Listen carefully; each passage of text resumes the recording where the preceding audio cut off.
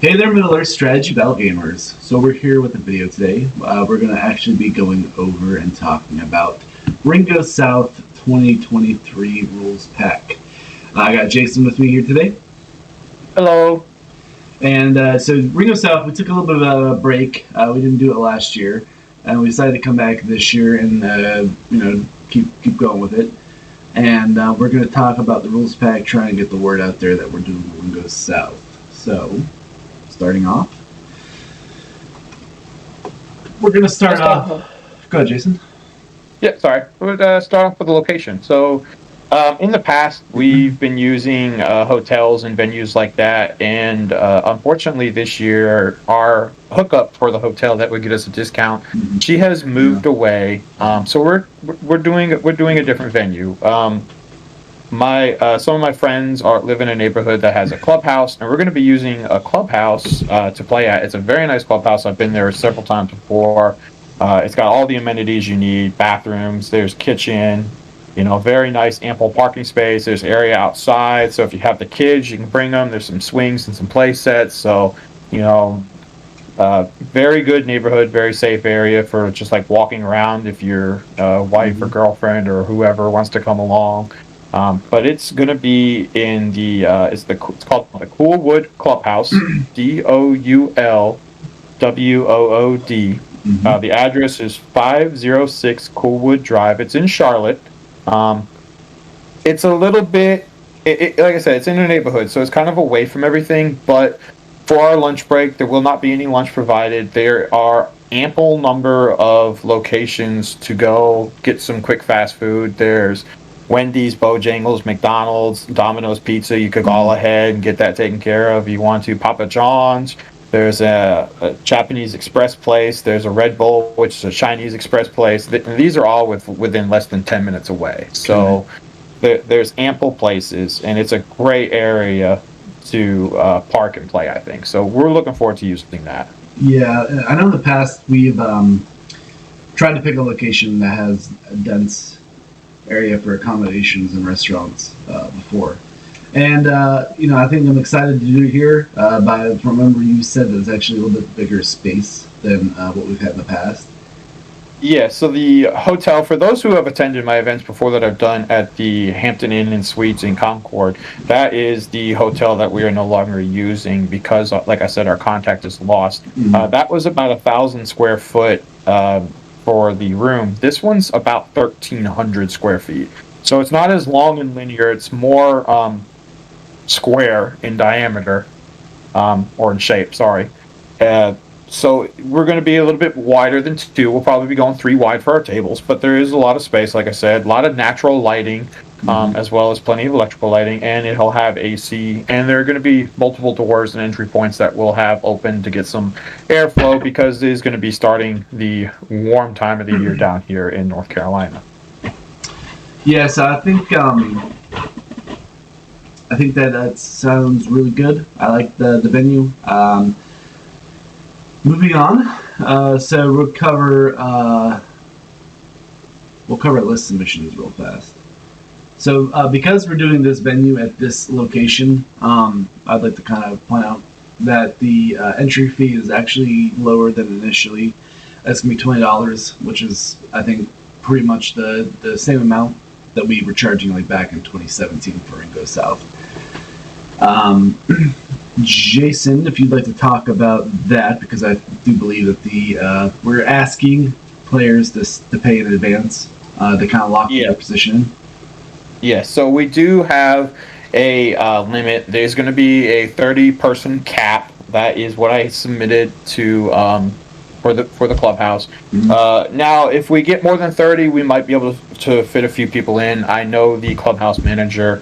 They're friendly with my group that uses it. So we do want to go ahead and get folks locked in. It's going to be $20, so you can contact me directly through Facebook Messenger, or you can contact me via email. It is panthersfreak2009@gmail.com. Freak is spelled with 2 E's, so it's FREEK. Yeah, if you're seeing this video on YouTube, drop a comment. If you have some, drop a comment in the comment section. I can always respond to you there as well. So, yeah, please let me know, and we will get you paid for. And once that is done, you will be registered and part of our group chat that we will form in order to keep everybody informed and up to date on the comings and goings of the event. Yeah. One thing I'd like to address, because I know that this has been a question in the past I've had the question from several players. So why do we charge an entry fee? So our goal for this event, and really any Ring Goes South that we've ever done, is not to actually make money from it. We're not here to pull a profit on anything. We want to just be able to pay for the venue and pay for boards and pay for our prize support. And that's the, so I've had people ask in the past, hey, why are you charging an entry fee like this amount? Why is it $20? What am I getting for $20? I've had people ask that question. So for $20, you're going to be getting 3 games and a nice venue, and you're going to be getting some good boards. We have Alex Wright boards. We have terrain that we've been able to accumulate for some really nice thematic Middle-earth boards. And I'll say, going back to like venues. So for anybody who's been to the Hampton Inn's venue, and I know there's probably a number of folks watching who have been. I always took a loss using that venue, even with the discount. With the current price of this clubhouse, we can cover that cost amongst ourselves, and we're probably going to be able to take the majority of the entry fee money and turn it into prize support via raffles, via upgrades to boards. That Osceola terrains come out, and they've got new ones coming, so we're really hoping to get a couple new Osceola boards put out there to look really good for y'all, and then also some great prize support as well. Yeah, so I mean, because I think originally we kind of had a vision of what we wanted Ring Goes South to be, and kind of this event, I'm more focused on just making sure that we wanted like the Premier League in the Southeast, and at this point I'm kind of just trying to say, hey, the Charlotte area is still here. We're not out of the hobby. So unfortunately, COVID in 2020 made it where we had gained a lot of ground in 2019 with a 2-day event and over 30 people showing, and now it's like, we took a step back. Yeah, it is what it is. We're back, y'all. We're here. We're alive. We had a really good venue too with the convention, basically. But so anyway, that's I just wanted to address that real fast. So list submission. So we are going to be doing a 750 point limit. We're going to limit the lists that are submitted to have 1 siege engine. We are going to be banning Tom Bombadil, Goldberry, and Smaug. We are going to be any lists that are submitted can be submitted to my email, which is josephkeller80@gmail.com, and I would like them by May 27th. If you're a day later or so, that is fine. And if let's just say you guys submit your lists, you want to do one more practice game, you play with your buddy or whoever, and your list, you really don't like it, you're like, I don't know if I want to go play 3 games, travel to an event, play 3 games on this list. Let's just say like May 27th you do this, and you email me May 30th, whatever, and say, hey, I kind of change my army or whatever. I'm absolutely fine with that. So just to clarify, lists are due May 27th. Yep. That being said, because Joe is notorious for this, if the fit hits the shan and you realize that there's absolutely no way you can finish painting your army to be there in time, or B, you just can't stand your army, we are willing to be a little lenient, because we will not be revealing the scenarios until the day of the event. Exactly. So, but preferably May 27th. Actually, I would like everyone's list by May 27th. May 20th, delete at the one day after at the most. And then if you guys want to change your list, if I already have your list and I can see, hey, okay, I already got your list, but you're going to change it, that's fine. That's kind of what I was going to.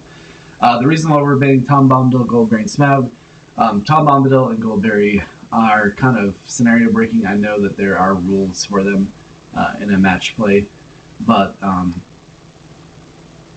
just because of some of the combos that people can pull with them and their infinite, resource thing they can do, I'm not sure we want them in the game. And then Smaug, Smaug is a model that we've pretty much banned for the most part for all of our events. And because More of a terrain thing. Yeah, terrain, and because the fact that we're doing 750, what are these, 700 points? So you're going to be having a red alliance anyway, probably, with what you're taking with them. And red alliances are going to be a no-go. And then one siege engine. The reason why we're doing that is to avoid having unfriendly lists, basically. I think no 40k power gaming lists. Basically, for me, I've played a couple of events now with siege engines. You only need one to do the job. Anything more than that is just kind of overkill. So, all right, proxies. Yeah, it kind of breaks the spirit of the game. Proxies, figures, and proxies. Reasonable. We're going to be allowing reasonable substitutions. Conversions may be used. Models must be fixed to the base size that the model is intended for. So, for instance, you can't have a Balrog on a 25 mil base. Or a Balrog proxy. Yeah.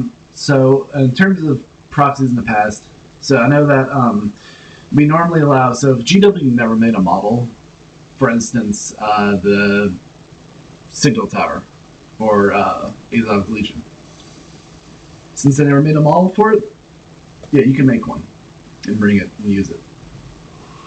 Since Baragon has never gotten a horse model, there have been several profiles that can take a horse upgrade or whatever, like Forlong the Fat, whoever. Yeah, that's absolutely fine. Where I kind of draw the line is like, so for instance, let's just say your list has an elf captain, but you don't want to use the elf captain because you don't have an elf captain model, so instead you're going to use your Elrond model.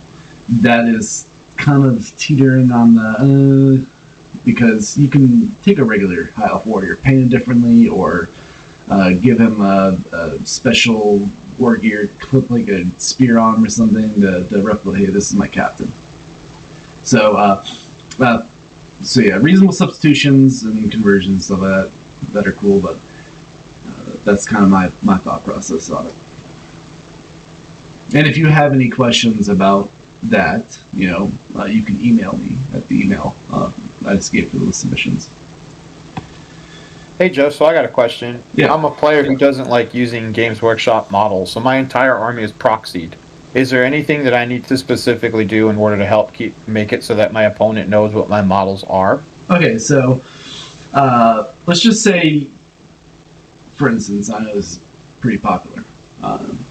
Let's say, for instance, you have a Numenor army, or you have let's stick with Numenor High Elves. There are 3D printed armies I've seen they've become pretty popular. And if you're playing that, here's what I would say. Be very deliberate with your opponent on what you're using. So I've learned in the past, if you are upfront with your opponent on what's what and your intentions with it and kind of stuff like that, just be very clear to your opponent.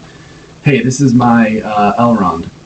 Hey, these are High Elf warriors with shields, spears. Hey, this is a High Elf warrior with a banner. And that's kind of how I would say do it. If there are any questions after that, then you can get me or Dan involved. Does that answer your question? I like it. Sounds like a plan. Okay, so a scoring. So there is a scoring system that we've used since 2018, I want to say. It was basically what Nova Open used in most tournaments in the US used up until the match play guide coming out. We're not using the match play guide for this tournament. We played our first event actually using it, and I do like it. Like I like it better than I thought I would. Like it didn't affect my my games or my score or whatever as much as I thought it would have.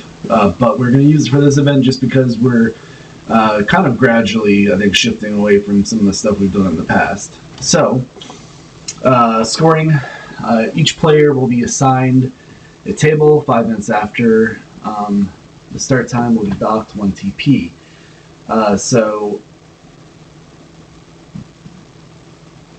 That's kind of, I didn't know about that one. A player not present at his assigned table 5 minutes after his start time will be docked 1 TP. That's kind of harsh. Things happen. Given the scenarios, I don't know if we would uphold that. We'll probably not dock you. Yeah, because that's harsh. honestly, the only thing at this point that you're going to have an issue getting back time wise will be the break between the first round, lunch, and the start of the second round. And because of the fact that, like I covered earlier for the location, we are a little bit farther away from everything else. Nothing's like within easy walking distance as we were in Concord. We Yeah. are doing an hour and a half lunch break. And as the matchups are tabulated for round 2, we will be sending those via message out to everybody who's gone. So as you come back, you can go ahead and instantly shift to the table that you'll be playing at for round 2. So this is an old rule that we had in there about the docking after 5 minutes. It's kind of one of those. What would you call it, Joe? One of the ones that like archaic rule. Yeah, yeah. Well, they do it. They do it over in the UK a lot at the high stakes tables and whatever. Yeah, yeah. I don't know if I would uphold that, given depending on the circumstance. Now, if you were like in the bathroom and got out and you decided just to sit there and talk after the round had started, then that's a different thing. Like if you're sitting and talking to someone else. But okay, so that seems kind of very situational in how I would look at it. But players not present at his assigned table 15 minutes past the start time forfeits the game. A player whose opponent forfeits for any reason will be assigned a number of VPs to the average VPs for other games. That means that if you're not automatically going to get 12 VPs if you're a player. Yeah. Opponent doesn't show up. A player who concedes a game already in progress receives 0 VPs. A player whose opponent concedes a game already in progress receives 12 VPs. That's common. Even no open, that's how they played it. Basically, in most cases, you're going to play a game. You're not going to concede. You're going to try and get that. You're going to try and make some plays. Try and do that. If a player already concedes, they're not going to have a good game, and they're probably willing to sacrifice their VPs they're going to get, and vice versa. If someone already winning the game, I think that's fair. That's just how it's been. For instance, you're playing against a very fun army. I don't know. I'm not trying to pick on any army in particular. This is you're versing Goblin Town, and you are versing them in domination. And you're like, hey, my army is right now trapped in the middle of the board. I have no way I'm going to win or even get VPs. I'm going to go and concede and save the time. I'm not having fun doing this. I think that's fair. That's reasonable.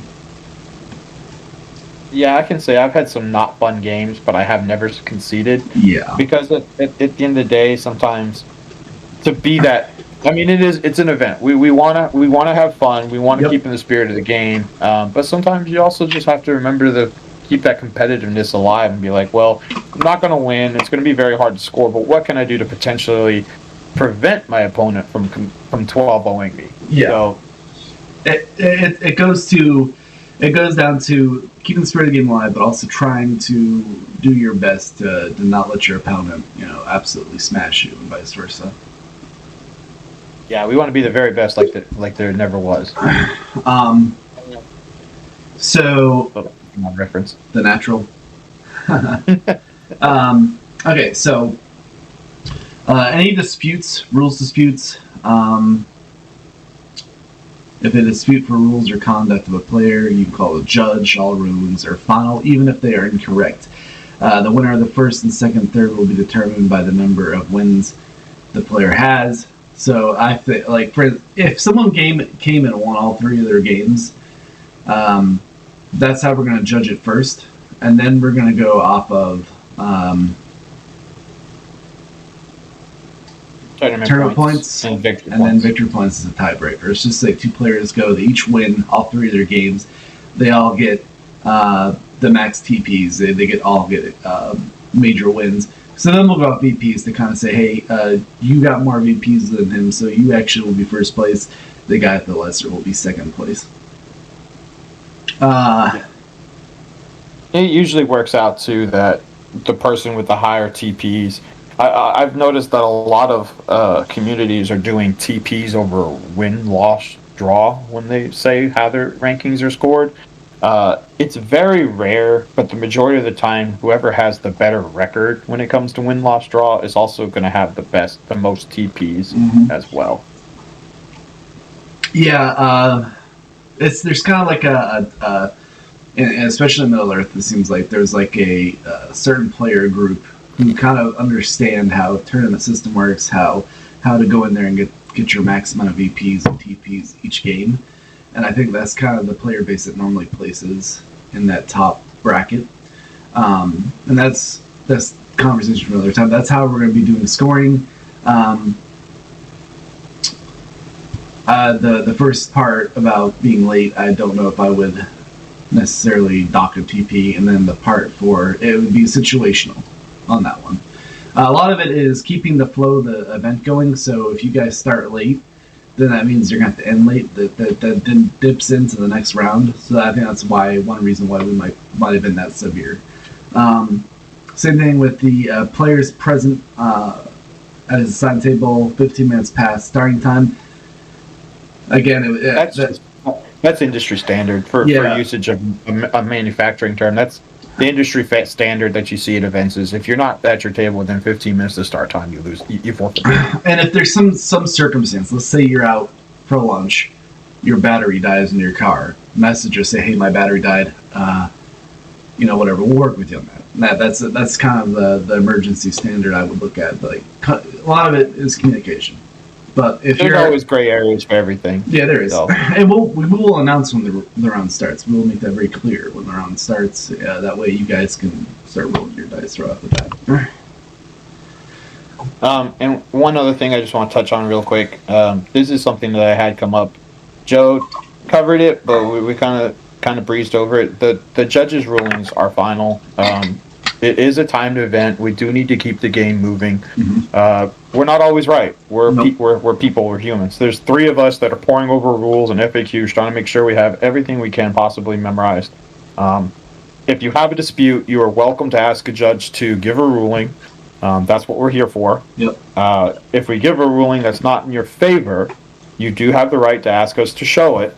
However, that doesn't mean you can sit there for 10 minutes while we're trying to find it on the internet or something, or pull out a specific page in a book. So we'll look for a few minutes with you. If we can't find it directly, we're going to say, okay, well, this is what we're ruling. Keep playing the game. We will go and find it, and then we will reconvene afterwards, whether we were right or wrong. If it affects the outcome of the game, we apologize. We're human beings. Yeah. We're going to do our absolute best to get everything right. But humans are imperfect. What was it? But we do not want a ruling dispute holding up a game for 20 minutes that ends up resulting in your opponent or yourself not being able to get a decisive outcome. Yeah. I don't know if here's an example. The Ring of South in 2021, we had a ton of. It was like in like the first round. Bam, bam, bam. Rules question. They weren't just rules questions. They were rules questions that were very specific. That I actually knew the answers to them, and the players were not very satisfied with that ruling. So we had 2 TOs at the time, and we're gonna have 2 TOs. Yeah, Joe and I were both. It was my main event with Joe at that time. With Joe. Co-TOing, and we were both running around the entire first round. Yeah.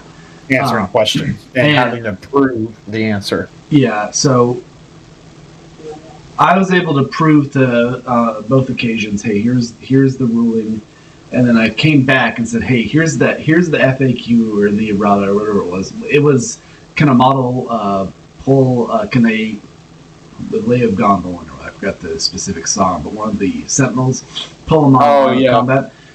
It's very rare, and I know in Middle Earth, like the one thing that can actually pull a model out of combat is a Sorcerer's Blast, and that's it. Yeah.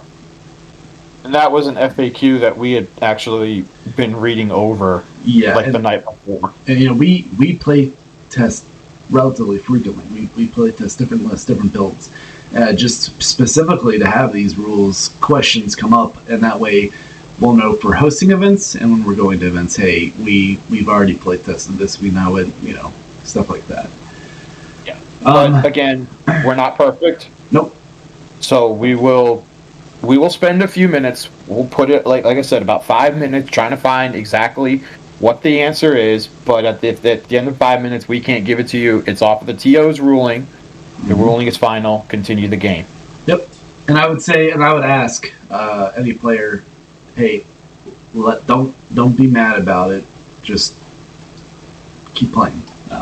Yeah. I don't think we've ever had any huge altercations at our events, but I've heard of them. No, I've heard of it happening, but it's very, very rare. Yeah. Again, this platform tends to lean more for laid back gameplay, which is what I enjoy about the community. Yeah, I agree, 100%, 1000%. All right, so the next page is scoring index.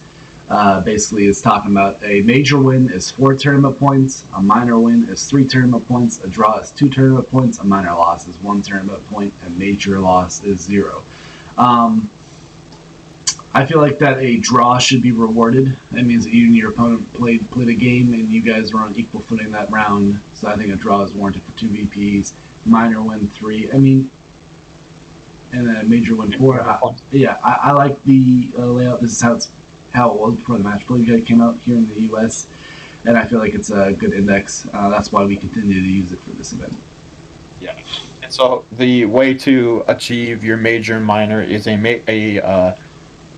major victory is outscoring your opponent by 5 victory points or more, and a minor victory or loss is a 1 to 4 victory point score differential. Yeah, and here's like we don't feel like your opponent should be getting a major win and double VP or double TPs on you just because they have a banner in their list, or just because they.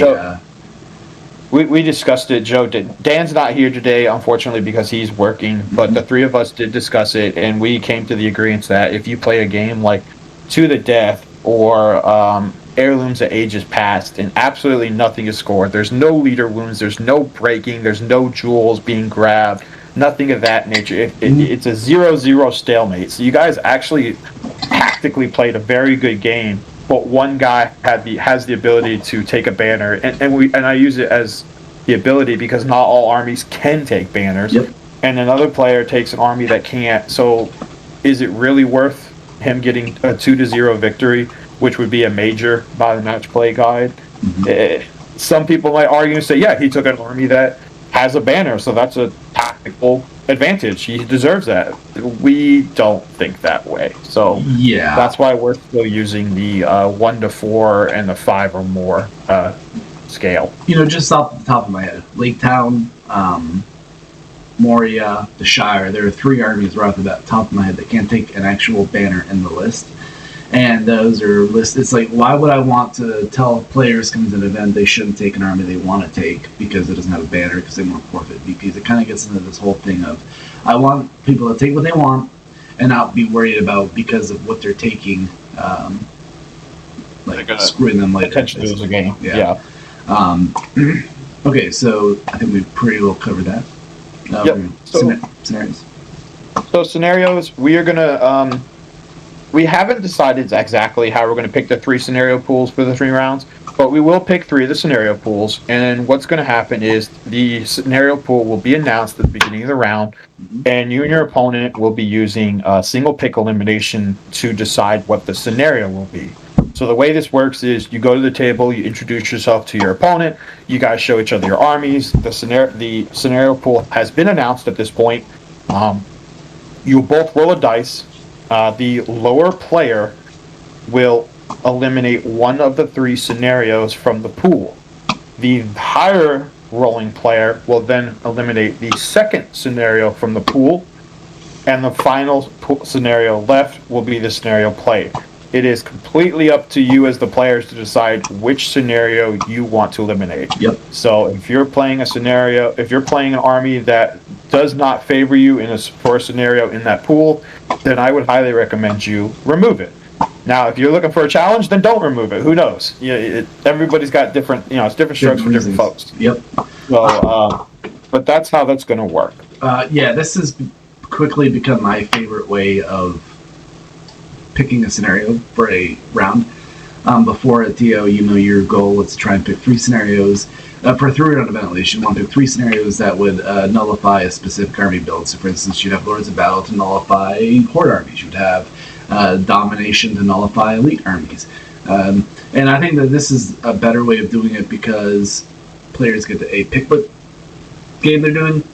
Let's just say, or at least remove one that's going to be an instant exactly. So let's say you're playing. Let's just say round 1 we do kill scenarios. I'm not saying that that's what we're going to do, but it could be. Round 1 we're doing kill scenarios. Really, hey, I'm versing Goblin King, Goblin Town, and I don't necessarily want to verse him in to the death. And or Constance Champions, depending on who you're playing. There you go. Or it could be you're playing Sharky's Rogues, and Sharky definitely doesn't want to play Contest of Champions. Yeah, so then your opponent will probably, I want to verse you in Lords of Battle because your guys are easy to kill. So I'll go ahead and get rid of to the death. So I like it. It's become my favorite way of doing rounds, scenario selections and stuff like that. It adds some strategy to the Middle-earth strategy battle game, as well as helping to eliminate what we saw as a slight weakness when it came to scenario picking. And I don't know who came up with it, but it's a brilliant idea, and we love it. Yeah.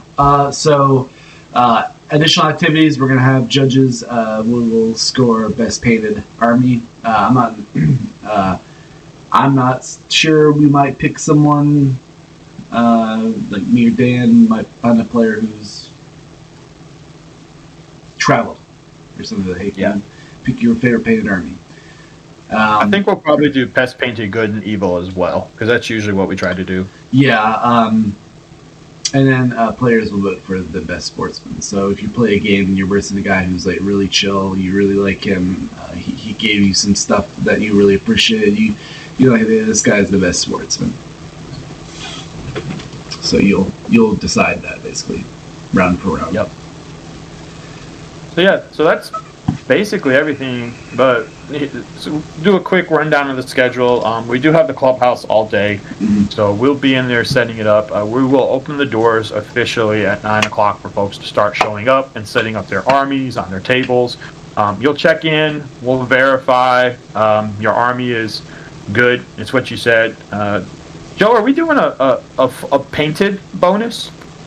An army paint? Or I don't think I saw that in there, but do we want to do that? I didn't see it in the rules pack. I don't know.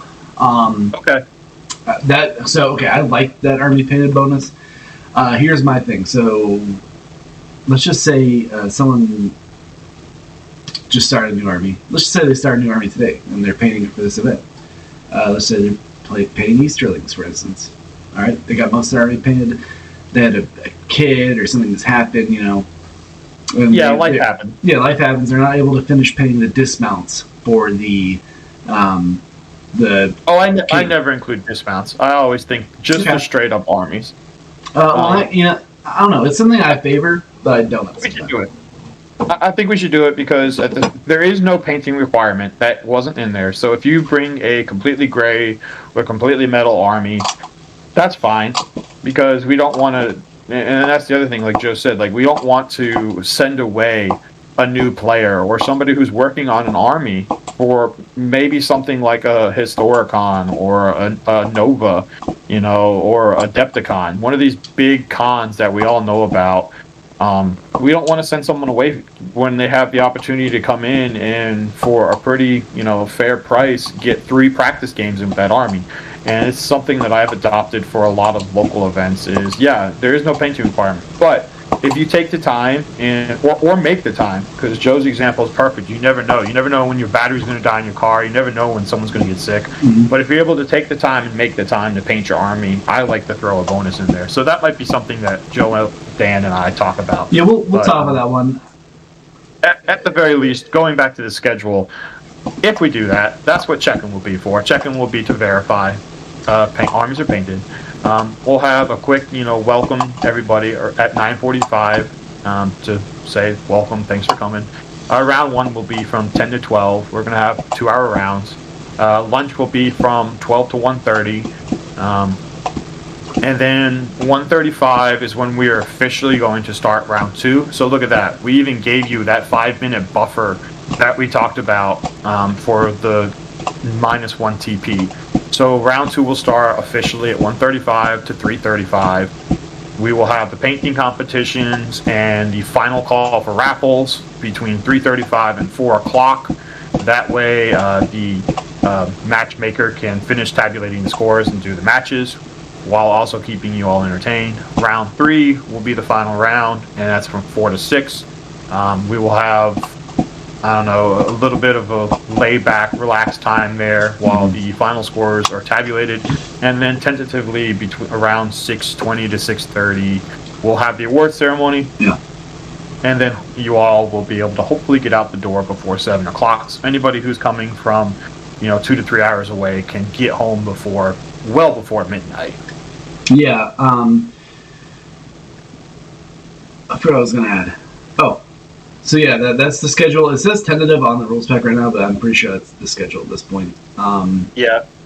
Tentative because everything changes. That's true. Tentative because the day of we might start early or late. Who knows? Never know. Yeah. But we have that hour and a half in there for lunch. But if everybody's back and it's 10 after 1, we'll go ahead and start round 2 early. That way, if everybody's back from lunch, they've eaten, they're good, they're just kind of milling around, we can always start the round 2 early. We can always start the round 3 early. Yeah. The sooner we can get things started, the sooner everything can wrap up. I mean, I'm not trying to rush us through, but folks have to travel. And having traveled after an event a few weekends ago, I know what it's like to get home and it's 9:30 at night and you're just exhausted from playing 2 or 3 rounds. Mm-hmm. I agree. One thing I would like to touch on, I mentioned it, but I didn't really talk about it in depth. But I would like to talk about the points value we're playing the event at. If you don't have anything else about the schedule. Nope, I'm good on schedule, sorry. All right, cool. So I briefed over it, but we're going to do 750 points. So in my opinion, a lot of events that are, kind of bigger events that players like to go to, for instance, Nova Open, Shadow in the East, some of the events that are in Philadelphia, Adepticon, tend to be in that 700 to 800 point limit. Nashville, most events. So 750 seemed like a good point limit for us, where we can have a player who wants to go to Nova. They can take a list that they want to take to Nova. Say Nova's 800 points now. I don't know if they've done anything or released anything about that, but let's just say 800 points. You're like, okay, I want to take my 750 point list. I want it to Nova. I have to cut out 50 points, but I get a pretty good idea of what I could, get to use it for. So it seemed like a good point limit for us to do. Yeah, and historically, 750 is the last time we did a 2-day event for Ringo South was 2019. Mm-hmm. In 2021, I think I had it as an 800 point event. So we're kind of going back to our roots, where 700 and 750 is what the 3 of the last 4 Ringo Souths were at. So we like that. It kind of helps keep the game moving too, because at 750 most games usually end at that 2-hour mark, where at 800 you're kind of starting to push that 2-hour mark of not being able to get the game done. Yeah. So we want you guys to have natural conclusions. Yep. We had an event, I think it was a 1,000 point event that we had, and it was like every game ended, or for me, like me personally, every game I had either ended at the clock stoppage or whatever. It was like one of those things where it's like, I wish I had one more turn, but I think 750 is a good point limit. 800 is probably my favorite points value to play at, but for this tournament, we're going to do 750, kind of returning back to some of the things we've done in the past. Yeah, I agree. And so one thing that we didn't talk about, because we kind of have that flex in our schedule, for the time limit expiring, we will not be doing dice down. We will be doing not Finishing turn, your but finishing your phase. I think is what we're finishing your phase. Yeah. It's not in there, but I'm pretty sure that's something that we need to go ahead and have add in real quick. But yeah, we'll finish the phase, because if someone rolls for priority at the start of the turn, as we say, time is expired. It could be another 20 minutes. So Yep. we'll do phase finishing. Okay. Yeah. Yeah, that sounds good to me. So that's basically the rules pack for Ringo South. We'd love everyone to come. We can host 30 people. So you guys, that's kind of the important thing I would like to say is get your your entry fee to Jason ASAP as soon as you can, or as soon as you know you're going. That way we can lock you in, and we want to be able to support the amount of people who are playing with boards and stuff. So it's very important for that Yep. to be done. So the deadline for list submissions, which Joe kind of leaned on there, is a little bit fluid on that 27th. However, the hard and fast deadline for signing up is the 20th. So I need to be able to know everybody who's coming by the 20th of May. That gives us 2 weeks to make sure that we have all of our boards ready. We have all our logistics. So deadline for registration closing will be 20th May 2023. All right. Well, I think we pretty well covered the event. Anyone who has any questions, feel free to comment below. We're going to be posting this on all the pages. So, Jason, do you have any finishing thoughts? Nope, I hope to see everybody there. I actually hope to get more than 30 people looking to sign up because, like I said, we might be able to squeeze in a few extras. Yep. Yeah. I'm not sure. Like we could definitely host board-wise. We could host more than 30, but for now we're gonna do 30. If we're just like bam, bam, bam, next thing we know, we got like 45 players signed up. Hey, that's not a bad thing. That'd be great. It'd be great. So Invite your friends, invite your family, invite everybody. Get your league together. Yeah. Come down and come. The ring's going south. Come show who is taking the ring to Mordor, or who's taking it back to Saruman. Sauron. Are you taking it to Mordor to destroy, or are you taking it to Sauron so Sauron can regain his form? yeah. So if you guys enjoy, I hope to see you at the event, and we will see you in the next video. Take care.